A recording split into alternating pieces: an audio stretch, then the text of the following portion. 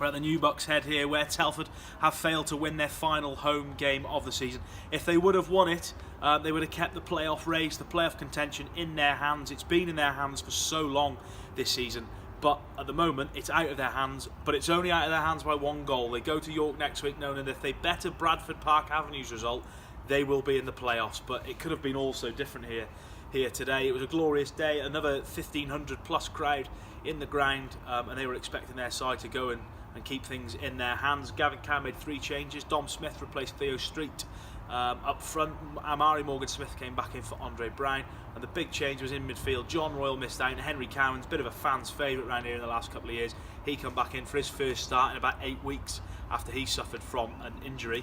And throughout the game, Telford had a grip on it really. Alfreton came, they were niggly, they tried to stop the flow of the game. They had a couple of chances. I think the best one was from Stiche in the first half, a dipping free kick that was palmed away by Joseph Bursick. But apart from that, Telford had a real grip on the game, but like many times this season, they haven't been able to get that final little piece of the jigsaw when they've really dominated the game. They had a couple in the first half. Mike Morgan-Smith spurned a couple of chances. Shane Sutton headed over, but in the second period there was 2 standout moments where you felt that Telford should have got the points. They're the only 2 chances they had in the half, despite all the pressure that they had. The first one was a corner after 52 minutes with Steph Morley, who's floated one in, a fantastic set piece. Henry Cowan's absolutely unmarked in the box. All he's got to do is connect with it and just nod it into the net, and he gets underneath it and heads it just over. And then you think, with an hour to go, half an hour to go, or 35 minutes, you're thinking they're going to go on and get something here and get the victory. As the clock ticked down, it looked as if they'd missed their opportunity. Marcus Dinanga come off the bench, as did Adam Dawson and Andre Brown, to try and force the issue. Alfreton actually had a chance with Clifton at the other end. The shot was blocked, fell to Clifton, the fullback, about 5 yards out, and he spurned it over. And if they'd have scored that, it'd have been absolutely curtains probably for the playoffs for Telford. News come through from Blythe Spartans, who were playing at FC United, that they'd got 1-1 there. So then it was still in Telford's hands, but they got a last-minute goal, meaning that Telford really needed to get a goal here to stay in the playoff places come 4:45 or 10:05.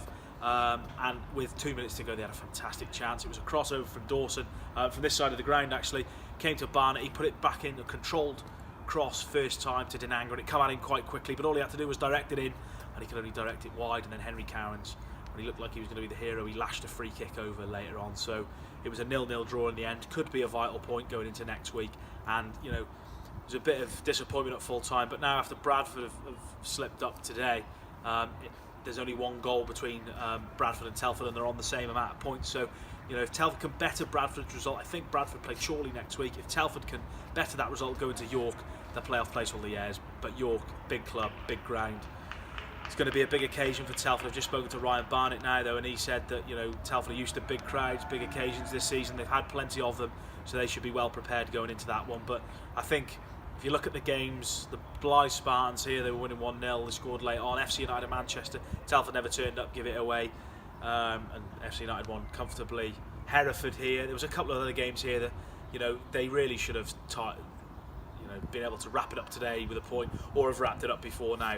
But I suppose you can't look back. You've only got to look forward, and I'm sure Gavin Cowan will be doing everything in there to get his players right for next week and go to York, and get a 2 or 3 goal victory and put themselves into the playoffs. But at the moment, it's out of their hands. They've got to go to York and be reliant on Bradford not getting a better result than they have. But it's been a fantastic season. I've just tweeted before the game. This time last year in a week, they beat Gainsborough and they beat Spennymoor to stave off relegation. If you'd have said you're going into the playoffs looking for the playoffs with 1 game left of the season, they would have snapped your hand off this time last season. But they don't want to end it there. They want the party to continue. Well, they want the party to start at York next week ahead of the playoffs. They want their good run to continue, and they want to still go in search of that place in the National League. So disappointment here today, but it's still alive. Telford are still alive and kicking. So final score at the New Bucks Head on a very sunny final day of the season is AFC Telford United 0, Alfreton Town 0.